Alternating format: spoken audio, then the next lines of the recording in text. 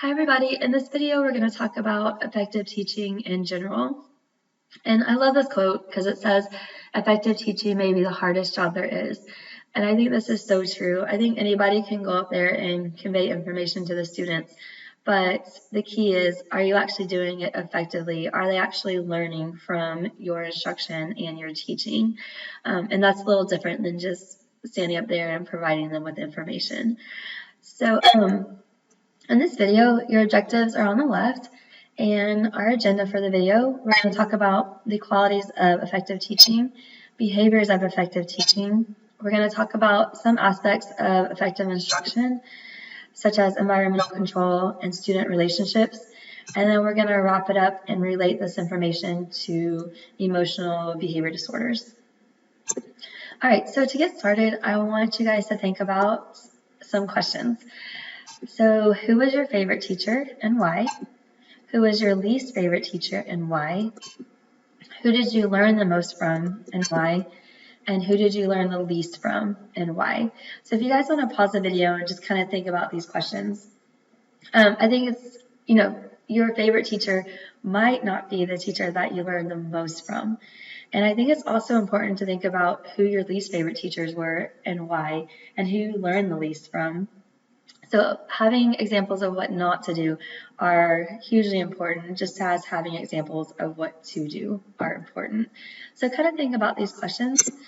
And then typically when we have this class, we ask students, when you think about an effective teacher, what words or phrases would you want to include to describe that teacher? And a lot of times when we ask kids this question, we get what we call qualities.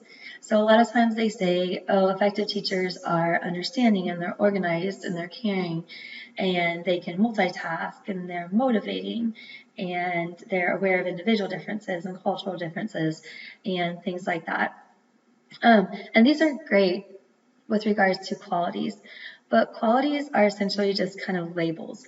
They don't actually tell you the specific behaviors that the teacher engages in to make that teacher effective. And so, labels in general are just kind of ambiguous.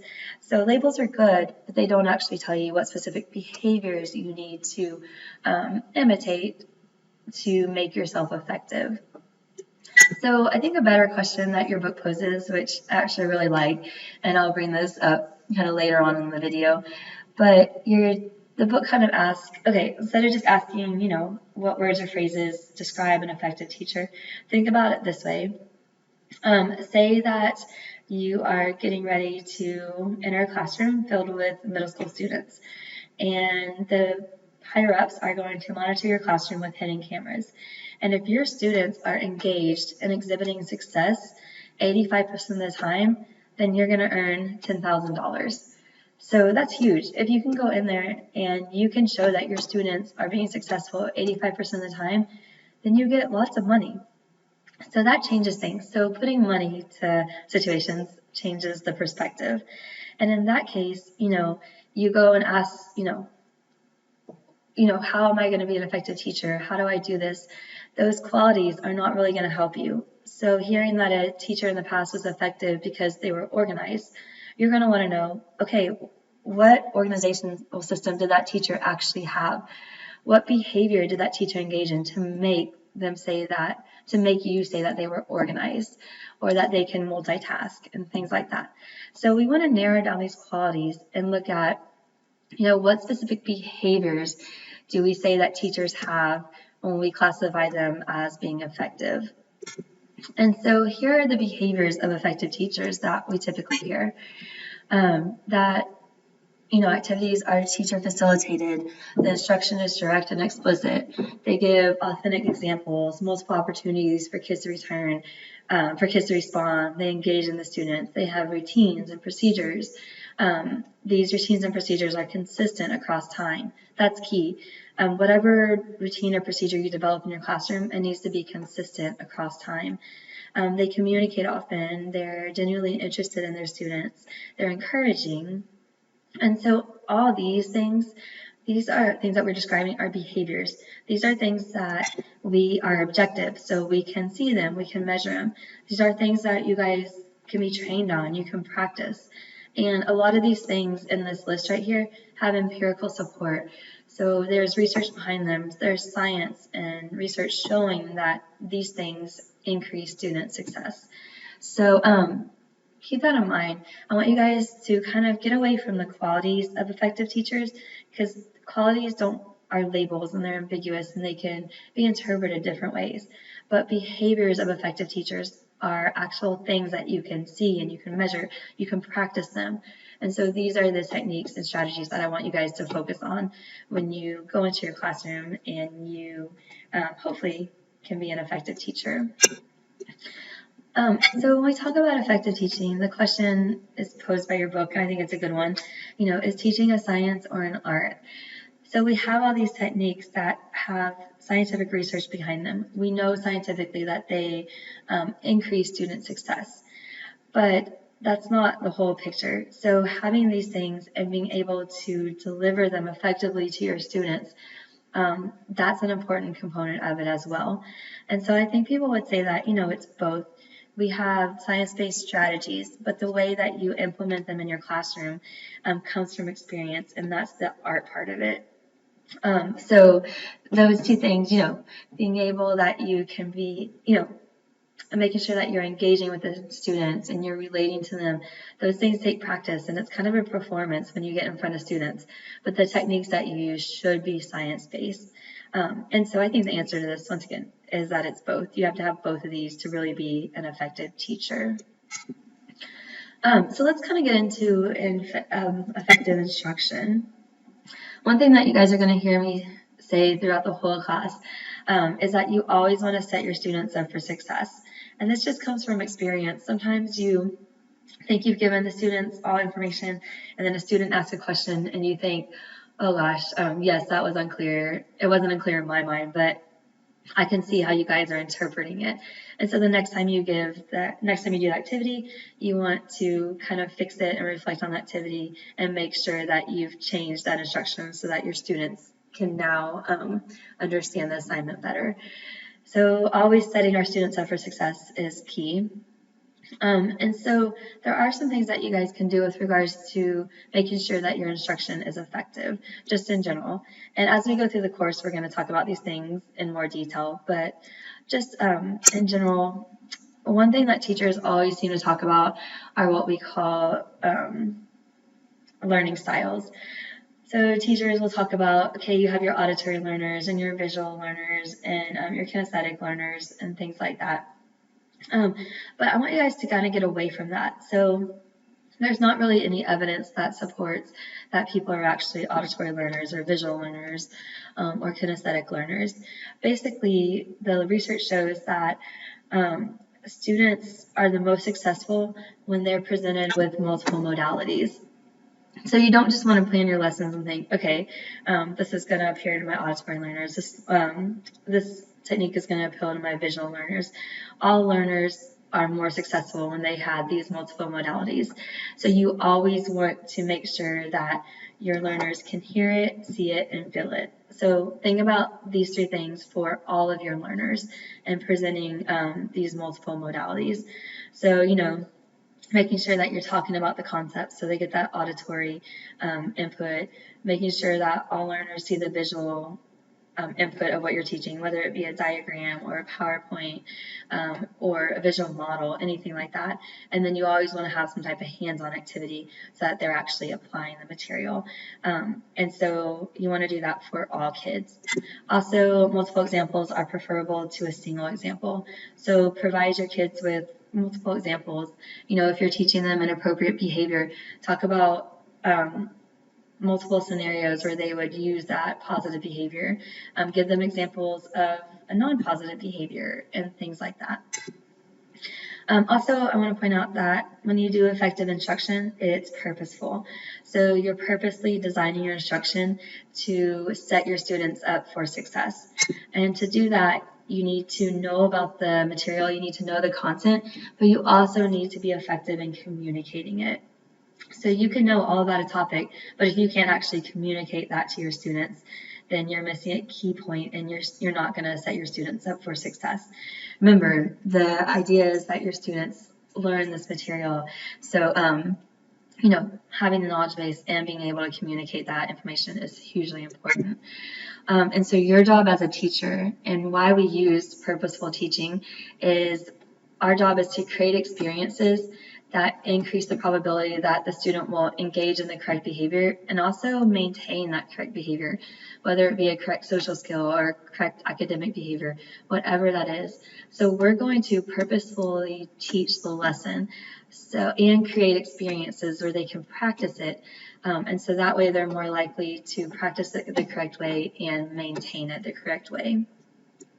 Now, really quickly, there is something called discovery learning, where a student gets put in an environment and they go off on their own and they discover things and they learn things and things like that. So it's a little bit different than the techniques that we talk about in this course. And some people really promote discovery education, but the research does show that providing that direct instruction that's direct and explicit at the very beginning and kind of guiding your learner throughout the learning process, that technique has a higher probability of success than the discovery learning. Also, in our learning literature, it shows that, if students perform the behavior at first and perform it incorrectly, it can be really hard to change that behavior. So we want our students to, at the very beginning, be successful. And with discovery learning, they're more likely to make mistakes and discover learning that way. And so it's just kind of not in line with what we show with our learning literature to make sure that our students are as successful as possible.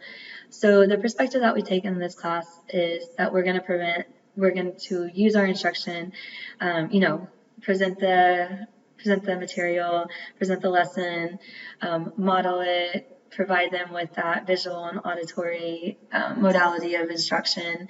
They're going to get a chance to model it. That's where you get that hands-on. We're going to provide corrective feedback, and we're going to create situations that allow them to practice the skill successfully and maintain it over time. So that's the perspective that this class takes. Before we go any further, I wanted to make sure that we have a good definition of teaching. So the definition that we're going to use throughout the rest of the course is that teaching is the things that teachers do to maximize the probability of student success. So once again, we want to set our students up for success. So we need to do everything that we can to increase the probability that our students are successful. So one thing that effective teachers do is they create learning environments. So we have the ability to rearrange the environment that can promote successful learning. And some teachers, like your book has this dialogue with Bruce, who says that, they just want to teach. They don't have time to be messing around with the furniture and things like that. But I can tell you that creating an effective learning environment can be so beneficial to you when you're actually trying to present your lesson. If you don't have an effective learning environment, you don't have rules, you don't have procedures, the kids are running all over the place, you cannot effectively teach. So kind of spending that time at the beginning and making sure your learning environment is as effective as possible actually increases the effectiveness of your instruction when you go to teach. So a couple things that you guys have control over as teachers. You have control over the arrangement of furniture. So do you want the desk in rows? Do you want them in pods? Do you want them in a circle? And it all depends on, your specific lesson for that day. If you want to do group work, then you probably want them in pods. If you want to do individual work, you probably want them in rows. If you want them to do individual work and your furniture is in pods, that creates more discussion and might prevent your lesson from being as effective. So keep that in mind. Seating arrangements. Do you want them random or do you want them assigned? Random seating arrangements allow them to sit by their friends and get that social aspect of the classroom. However, it might not be as effective when you start teaching. Assigned seats, you can actually, they're not sitting by their friends, so your classroom is quieter, more likely to be manageable, but they also kind of don't get to sit with their friends and get that kind of peer relationship in the classroom. So it kind of depends on what you want. The schedule and consistency. So you guys might not have control over the schedule of the day, but you have control over the order of activities and the schedule within your instructional period. And we'll talk about ways to effectively order your activities throughout the course. You have control over the language that you use in communicating with students. Your use of prompt and cues at critical times and in certain contexts. So if you know that a student has trouble transitioning from group work to individual work, then that's a good time to use a prompt or a cue. You should have your roles posted in the classroom. Prompt your students, make sure that they look at the roles before they transition, things like that. And then how your class time is used. So how you're going to order your activities with regards to, whether your activities are teacher directed, student directed, structured, not structured, things like that. Okay, I wanted to talk to you guys about two different kind of teaching perspectives and which column facilitates the most change within your students. So on the left side, we have that success is defined by teacher behavior, that the student's responsible for his or her success. So basically, once a teacher provides a lesson, it's up for the student to be responsible to learn the material. Whereas on the right, we have that our success is determined by student outcomes, not teacher performance, that the teacher is responsible for facilitating success, that the teacher establishes routines and procedures, and that if our students aren't getting it, that the teacher is willing to try whatever they can to have the students learn the material. And if you guys kind of guess, the column or the teacher perspective that facilitates the most change is going to be our right column. And so I really want to kind of pinpoint this first bullet point, and that we really want to measure our success as teachers by student outcomes, not really based on our performance. So we can perform our teaching strategies as well as we can, but if our students aren't getting it, then our performance doesn't matter. We need to change our techniques and things like that. And so I want to go back to the wager, because I think this is kind of a really good way to look at whether we have engaged in successful teaching or effective teaching. So, I know your book talks about students being prepared for class, and it talks about a situation where your author went into kind of like a group of teachers, and they kept saying that, none of their students are prepared for class and things like that, and that they're not going to change their teaching strategy because they're teaching the students responsibility. And I really like the point that he made, because he made the point that, okay, if your students are continually coming to class not prepared, then you really are not teaching responsibility. Their behavior being prepared for class is not increasing. So it's staying level. You're really not teaching them anything. And so I would say put a wager on things. If you find yourself saying, like, I'm doing this correctly, the students aren't getting it, then that's key for you to say, okay, what if somebody paid me $10,000 for all my students to come prepared to class within 2 weeks? What would I do differently? Would I just sit back and let my students not be prepared? No, I wouldn't. That's $10,000. That's important. So how can I reach my students? How can I change what I'm doing? Because the student's behavior is not going to change unless your adult behavior changes. So I love this quote: student outcomes don't change until adult behaviors change. So students are looking for you as the model. You're the teacher. So if you keep doing the same thing, it doesn't matter how well you do it. If the students aren't learning, then the students aren't going to take the initiative and change their behavior. So it requires you to change your teaching strategy, your behavior, and then that will change the student outcomes. So I want to urge you guys to always measure your performance, not on how well you think you're doing, but on how well your students are doing. If your students are getting the skills and they're getting what they need, then cool. Your performance is awesome. But if they're not, look at those student measures, those student outcomes. And if they're not getting it, then you need to change your adult behavior before the students' outcomes will actually change. Effective teachers relate to students. So making sure that you have good relationships with your students is key, especially with those kids that have emotional behavior disorders. So making sure you guys focus on the well-being of students, that the interactions are about the student, not the roles, the teacher, or the classroom. So yes, you will have roles, you will have classroom management, but you also want to set aside a time where you actually interact with the students about them, find out about their life, and don't make it about you. Keep it on them. Making sure that you genuinely care. Students can tell if you're being fake or not. And we have what we call in psychology, we have kind of a genuine smile and a non-genuine smile, and people can tell whether you're being genuine or not. So this is an example of a genuine smile. You see the eyelids lower, the crow's feet, you see these raised cheeks, and you see the smile. With a non-genuine smile, you'll get the smile here, but you won't get this this reaction with the top half of your face. And here are two examples of a real smile and a fake smile. So you can kind of see the difference here. Fake smile, you just get the smile. Nothing's really happening with the eyes. You don't see the crow's feet.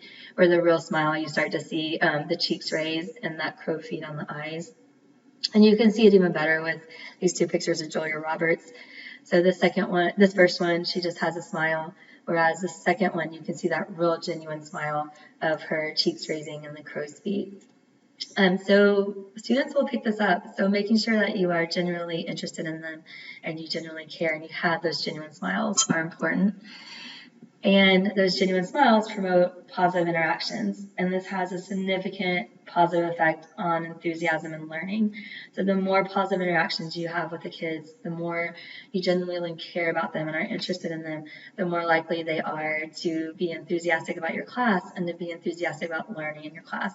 And that, once again, sets them up for success, makes your learning environment better, and all around just helps with your effective teaching. Remember that student behavior change requires adult behavior change. So the responsibility for the quality of the relationship between you and the student is on you. So if you're sitting here thinking, I don't have a good relationship with this student that has an emotional behavior disorder in my class, I'm just going to wait for them to approach me and be concerned about their work. No, that's not what we're supposed to be doing. It is on you. So you need to start going to that student, being interested in them, having positive interactions with them. So the quality of your relationship is on you. You need to make the first effort. You need to increase the quality of the relationship, because when your adult behavior changes, that's when the student's behavior changes. So that's the perspective that we take in this course. And I really like this quote. It says, some teachers taught the curriculum today and other teachers taught students today. And there's a big difference. So like I said at the very beginning, just getting up there and teaching the curriculum is not effective and it's not sufficient. We want to make sure that we're being an effective teacher, which, like the quote said, is one of the hardest things to do. So getting in there, rearranging the environment, using our explicit instruction, explaining the material, using those multiple modalities, see it, hear it, feel it, making sure that we provide a lot of examples, making sure that the kids can model it, they have that hands-on, that we're providing feedback, and that we're creating opportunities for kids to engage in the new skills and be successful and also maintain those skills. And all this takes work and planning on your part, but it is hugely effective and it will pay off in the long run. Now, how does this relate to emotional behavior disorders? And typically our kids with EBD, one of the primary characteristics, like you guys talked about, like you guys learned in the last module, is that they are really low academically and they have a lot of academic failures. And one of the reasons is because classrooms that have kids with EBD in them, or self-contained classrooms with kids with EBD, they oftentimes have some characteristics about them that are not great. So the lessons are typically boring or repetitive. They oftentimes consist of just worksheets. A lot of times the teachers use irrelevant instructional programs. So the instructional program is not matched to the kid's ability. Remember, the kids with emotional and behavior disorders, they are typically, like I said, they're lower in their academic skills. And so if the teacher presents a lesson that's too difficult that they can't do, then that increases the likelihood that they're going to engage in challenging behaviors because they're going to be frustrated. They can't do the activity. They don't have the skills needed. The teacher did not set them up for success. There's oftentimes low rates of engagement in these classrooms. So the teachers don't offer opportunities to respond and things like that. Don't really engage with students. There's hardly any instructional planning. So if teachers go up and present a lesson, it's not systematic. It's not based off the scientific literature. They don't use the techniques that we talk about with regards to effective instruction or anything like that. They kind of just, kind of fly by the seat of their pants in a way. Teachers oftentimes neglect academics to get those challenging behaviors under control. So a lot of times it's about, managing those challenging behaviors and not really teaching academics. Academics falls behind getting those behaviors under control. And then oftentimes we see few positive interactions and lots of reprimands. So a lot of times the teachers will give attention to the challenging behaviors with reprimands. So the kids will throw desks, engage in aggressive behaviors, things like that. And the teachers will give attention and provide reprimands. Remember, we'll talk about this in the class, but attention is attention is attention. So whether attention is a positive interaction or a reprimand, it's still attention. So they're giving attention to those challenging behaviors, even though they think they're reprimanding them. And then when the kid engages in appropriate behaviors, a lot of times the teachers don't reinforce that behavior and don't give attention to those appropriate behaviors. And so you get those few positive interactions and just lots of reprimands. And what the research shows is that during a typical day, about less than 30% or even less than that is focused on academics. So we have the majority of the day focused on managing those challenging behaviors and not a lot of focus on academics, which facilitates the fact that they are low in academic achievement, more likely have academic failures, they miss school a lot, they have low grade point averages, and lots of high school dropouts with kids with EBD. So hopefully in this class you guys can learn some techniques. If you have a kid that has EBD in your classroom, you guys can learn some proactive strategies to reduce any type of challenging behavior and actually provide some effective instruction to these kids, because it shows that there is evidence that when we actually engage in effective instructional behaviors, the results show that there's significant improvements in these kids' academic and social behavior. So really implementing these techniques that we're going to talk about in this class are really, really important, especially with your kids that have EBDs. So, all right, just to kind of summarize what we talked about the qualities of effective teachers, the behaviors of effective teachers. And remember, I want you guys to focus on the behaviors because they're objective. You can practice them, we can measure them, and those behaviors will give you the tools to actually be an effective teacher. We talked about effective instruction, so presenting the material in different modalities. And remember, you want the kids to see it, hear it, feel it across all kids. So all kids benefit from multiple modalities, and then providing lots of examples. We talked about the definition of teaching. We talked about how you guys have control of your learning environment. We talked about how important it is to have real, genuine relationships with your students. And then we talked about kind of some things about effective teaching and how they're typically not implementing in classrooms with kids with EBD and how that affects those kids. So, all right, guys, that's just kind of an overview of effective teaching. Please let me know if you have any questions. All right, guys, thanks for listening.